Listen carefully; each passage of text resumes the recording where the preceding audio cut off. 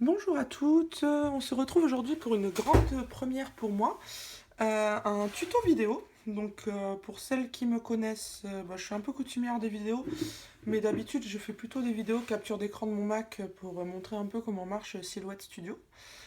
Là aujourd'hui c'est une vidéo un peu différente, donc désolé j'ai un peu la voix qui part en cacahuète, parce qu'il fait encore assez bon chez nous et que la clim marche encore de manière assez poussée. Donc je vais essayer de garder ma voix jusqu'au bout de la vidéo. Donc voilà, donc aujourd'hui je voulais vous voir vous faire une petite vidéo pour vous présenter un produit. Donc qui est voilà le 1, 2, 3 Punchboard. Donc je sais pas si vous voyez bien. Donc qui est en fait une planche à marquer. Qui sert à la fois pour les enveloppes, pour les nœuds et pour les boîtes carrées de diamètres différents. Donc en fait, à la base, moi je suis assez fan des planches à marquer, parce que ne serait-ce que pour les enveloppes. Parce qu'en fait, à la base, j'en avais une de chaque. Donc il y avait une planche pour les enveloppes, une planche pour les nœuds, une planche pour les boîtes. Et j'en avais aussi pour d'autres boîtes, hein, les pillow box, etc. Et puis en fait, un jour, ils ont sorti une planche qui faisait tout. Donc au début, je me suis dit que j'allais pas forcément l'acheter, vu que j'en avais une de chaque. Et puis je me suis rendu compte que non seulement d'un point de vue gain de place, gain de temps et économie, parce que évidemment le scrap coûtant très très très cher au final, les économies on n'est jamais contre, ce serait bien d'avoir une petite planche qui fait tout. Donc voilà, donc premier avantage de cette petite planche, c'est le prix, voilà, donc là vous êtes sur un outil qui vaut 35 € alors que les planches séparées valent entre 20 et 25 € pièce. Donc vous voyez, on a tout en un seul pour beaucoup moins cher. Donc cette petite planche, donc à quoi elle sert? Donc je vous le disais, à faire des enveloppes, des nœuds et des boîtes. Donc je vais essayer de vous le faire en 3 étapes. Donc je vais commencer par les enveloppes, parce que c'est ce qu'on utilise généralement nous le plus en scrap. Parce qu'évidemment, je suis sûre que ça vous est déjà tout arrivé d'avoir une carte faite comme ça sur le pouce, et au moment de la mettre dans l'enveloppe, ah ben mince, l'enveloppe, elle n'est pas la bonne taille. Donc à moins de courir au premier magasin d'enveloppes et d'acheter 36 tailles d'enveloppes différentes, c'est quand même pratique d'avoir un outil qui vous permet d'avoir exactement la taille d'enveloppe qui correspond à la taille de carte. Donc la planche, comment elle se présente? Donc en fait c'est une planche qui s'ouvre en deux, donc je ne sais pas si vous voyez bien. Donc d'un côté vous avez donc tout ce qui est marquage, donc avec toutes les lignes qui vont nous servir à faire les plis des enveloppes, des box, enfin des nœuds, etc. Vous avez un petit stylet ici qui permet donc de faire les plis dans les différentes rainures. Vous avez ici la perfo intégrée qui permet de faire les coins arrondis ou de faire les coins en négatif pour le nœud. Et vous avez le petit bras en fait qui se déplie pour les grandes tailles d'enveloppe et de boîte. Donc voilà, donc ça c'est pour la présentation un peu générale. Donc quand vous achetez la planche, en fait, elle est américaine, ce produit est un produit américain, donc tout est marqué en pouces. Mais ils ont pensé quand même à nous mettre les centimètres juste en dessous, donc vous avez les centimètres bien français. Et donc vous avez une petite feuille avec du coup toutes les tailles de boîtes, d'enveloppes et de nœuds que vous pouvez faire. Donc à la base, en dessous, elle est en pouces. Donc pour celles qui préfèrent travailler en pouces, vous pouvez laisser tel quel, mais vous avez un autocollant en fait que vous pouvez coller au-dessus, que j'ai même très mal collé, parce qu'il y a des bulles d'air partout, qui vous permet d'avoir les tailles en centimètres. Donc là, vous avez la partie enveloppe, la partie ruban et la partie boîte. Donc pour l'instant, nous, voilà, on va plutôt se concentrer sur la partie enveloppe. Donc au niveau des enveloppes, donc vous avez 72 tailles d'enveloppes différentes que vous pouvez donc adapter vraiment, donc vous pouvez vraiment adapter à toutes les cartes. Vraiment, il n'y a vraiment pas une carte que j'ai pas pu faire, parce que même du demi à 4 vous avez de quoi faire une enveloppe avec cette planche. Donc par exemple, vous voyez, moi aujourd'hui, donc voilà, donc je vais vous montrer comment on fait les enveloppes. Vous allez voir, c'est très très simple. C'est-à-dire qu'en fait, il vous faut environ moins d'1 minute pour réaliser votre enveloppe toute finie, coupée, qui est plus qu'à envoyer, quoi. Donc pour ce faire, donc en ce moment je n'ai pas eu tellement le temps de scraper, donc je me suis servi des cartes des copines. Donc je vais vous montrer pour 3 tailles différentes. Donc là vous avez une carte de Céline, donc ma coéquipière d'été, donc Céline Bataille, qui est très jolie, n'est-ce pas? Une carte de Anne, donc elle est en format, donc la carte de Céline elle est en format 18,5 de long sur 15,2 de haut. Donc vous voyez déjà le bon morceau. Pour vous montrer donc toutes les différentes tailles, je vais aussi prendre une carte de Anne qui est en version plus classique, donc qui est en 15 de long sur 10 cm de haut. Pour vous montrer que bah voilà, plutôt que d'acheter une enveloppe blanche toute faite, pas très jolie, on peut faire des trucs sympas. Et j'ai pris en dernière carte pour montrer les formats un peu atypiques, la carte de remerciement que j'ai faite à l'occasion des remerciements pour mon mariage. Donc voilà, donc je vais commencer, bon, elle est la plus grande et la plus petite, donc je vais commencer par celle de Céline. Donc on va commencer par la plus grande. Donc voilà, donc comme je vous disais, elle fait donc 18,5 par 15,2. Donc bêtement, qu'est-ce qu'on fait? On cherche dans le petit tableau ici la mesure qui correspond le mieux à la carte qu'on a. Alors ça tombera jamais pile. Donc vous aurez toujours un peu plus, elle flottera un peu votre carte. Mais dans l'idée, on est à peu près proche de la taille évidente. Donc là, en l'occurrence, pour Céline, donc moi je suis partie sur une 15,2, donc on va être tout pile en hauteur sur 20,3. Je ne sais pas si vous voyez bien, elle est là. Et donc le petit tableau me dit que pour faire cette enveloppe de 15,2 par 20,3, de 19,1, pardon, oula, je vous dis n'importe quoi, par 19,1, j'aurais besoin d'un papier qui fait 27 cm,3 de large. Donc, dans l'idée, ce qu'il faut faire en un premier temps, c'est prendre votre massicot, prendre un papier de la bonne taille, donc en l'occurrence ici, une feuille 30-30, et vous la recoupez donc à 27,3. Donc, hop, petit massicot qui est bien.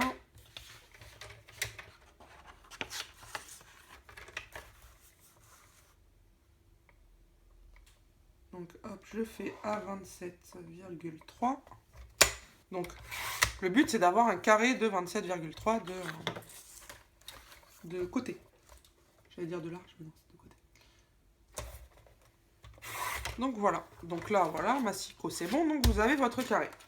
Donc vous voyez, ça fait quand même un carré assez grand. Donc c'est là qu'on voit l'intérêt du petit bras qui se déplie sur la planche à marquer les enveloppes. Donc, on reprend la petite enveloppe. Donc là, on se rebase sur le 27,3 qu'on avait là. Et donc, on nous dit, donc punch guide, on a, donc si on a 27,3, on doit marquer le premier pli à 12,4. Donc, c'est pas dur. On prend la petite feuille. Donc, si j'ai un conseil à vous donner, si vous partez sur du papier, moi j'ai pris du cardstock, donc texturé, marquez les plis du côté où il n'y a pas la texture. Parce que le côté où il y aura les plis de marqués, ce sera le côté qui sera à l'intérieur de l'enveloppe. Donc, c'est toujours plus joli d'avoir le côté texturé en dehors, enfin visible, quoi. Et puis surtout pour faire adhérer le double face, après c'est plus simple sur du côté lisse que sur du côté texturé. Donc on reprend. Donc il faut que je marque à 12,4, donc tout bêtement, on met la feuille ici dans le guide. J'ai oublié, on déplie le petit bras. Donc là, on met la feuille, donc ici on se base à 12,4 à peu près. Je fais 3 heures de ce que je vous dis. Hop, 12,4.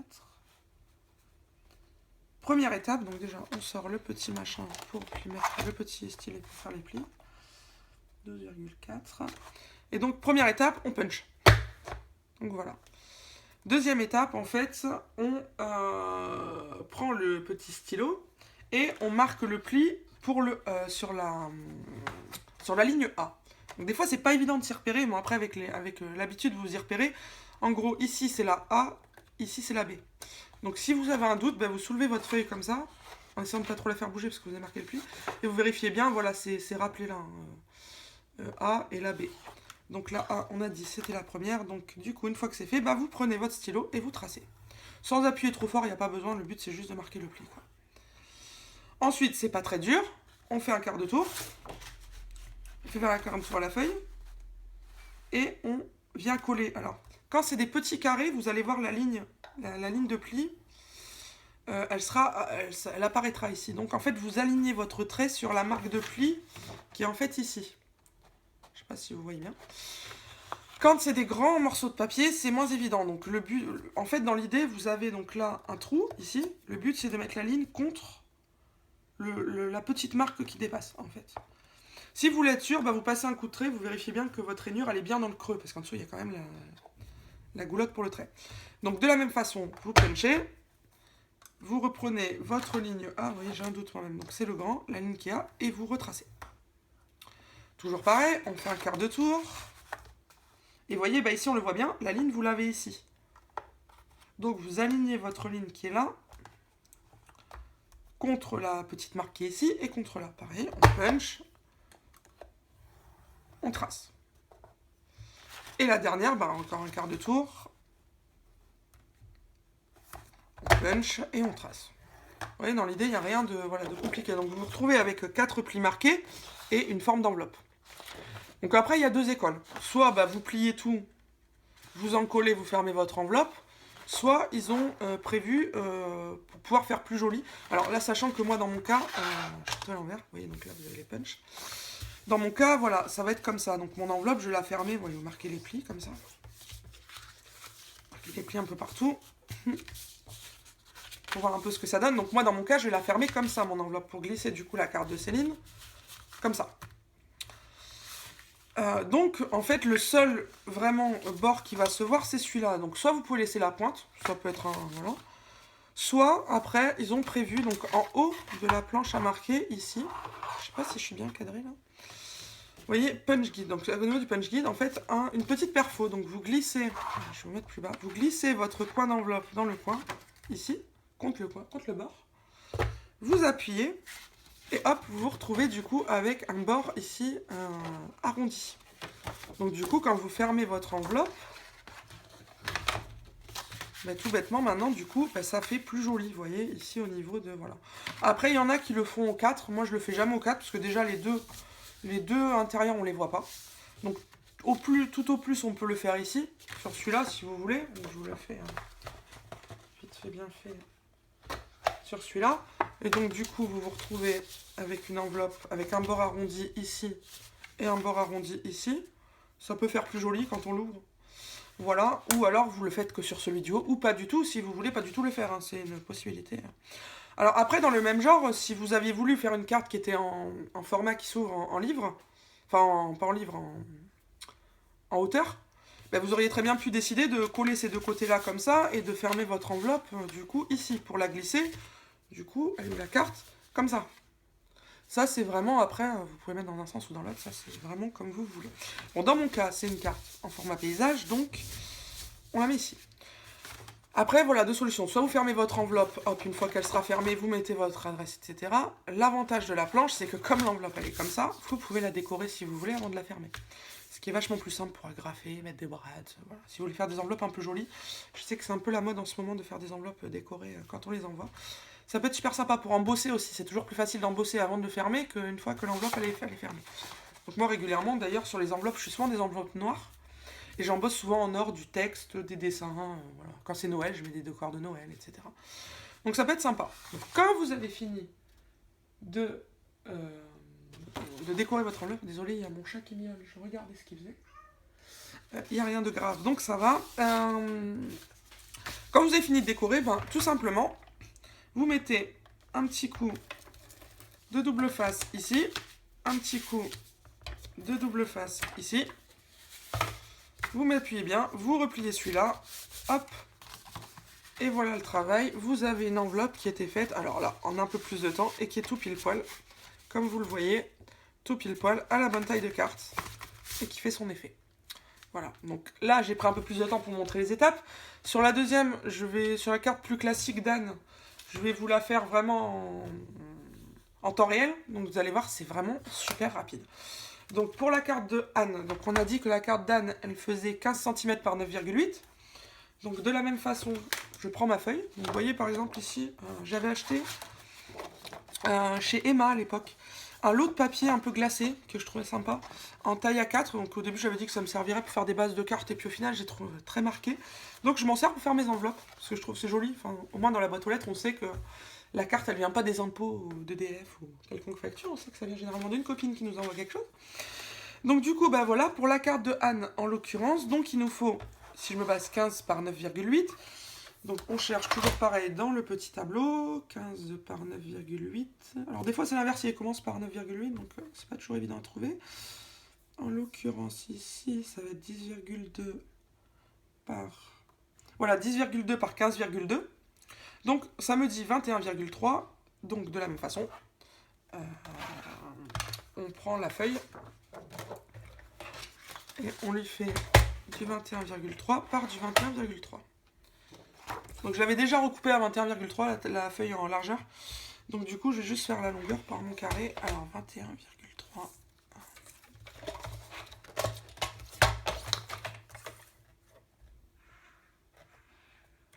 Hop. Hop. Donc voilà, donc j'ai mon carré. Voilà, comme tout à l'heure. J'ai mon carré. Donc là je vous le fais vraiment en temps réel. Donc une fois que vous avez votre carré, qui est l'étape préliminaire, machin, vous avez repéré. Donc 21,3, on est là. Il faut mettre le premier trait à 9. Donc de la même façon, côté coloré dehors, on met à 9 ici. Donc ici 9. On punch. On tire. On fait le côté comme ça. On punch. On fait le trait. On fait le trait.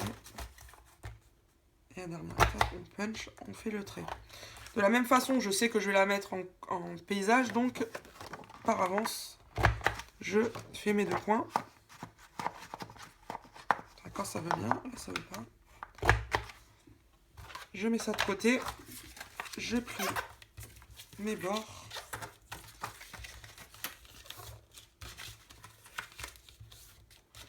Hop. De la même façon, un coup de double face.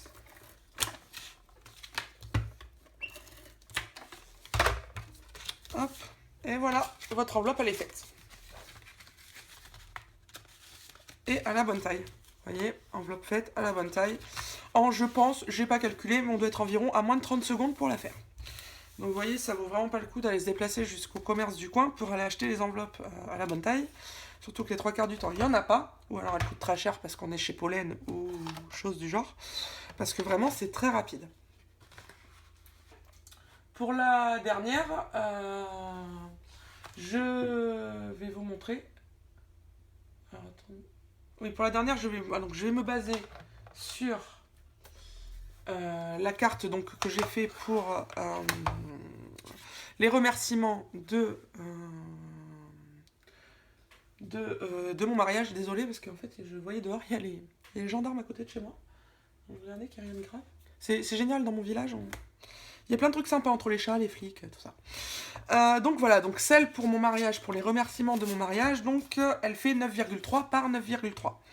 Donc du coup, toujours pareil, on regarde 9,3 par 9,3, ça ne tombera toujours pas juste. Donc on va partir sur 10,2 ici par 10,2. Il nous faut un papier à 18 de large et il nous faudra une ligne à 9. Donc c'est parti, comme d'hab. On prend le massicot. On prend le deuxième papier rose. 18. Donc on avait dit 18 de large.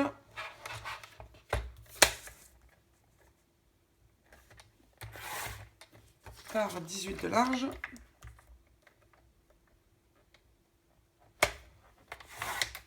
Donc vous avez votre carré qui est ici pour l'enveloppe.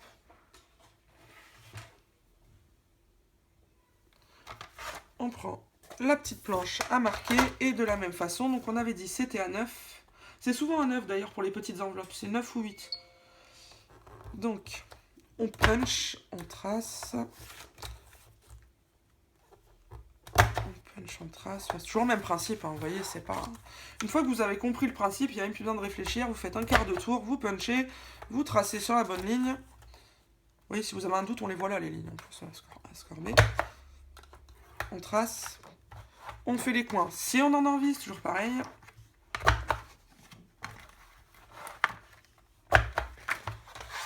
On range la petite enveloppe.